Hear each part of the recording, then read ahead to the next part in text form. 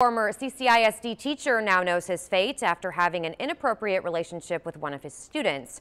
Brian Sellers was charged with 6 counts of improper student relations. He took a plea deal and a judge sentenced the 32-year-old to 60 days in jail and 8 years on probation. Prosecutors say they agreed to the deal because the student he was involved with was of age. Sellers turned himself back in January of last year and admitted he was sexually involved with one of his students at Collegiate High School.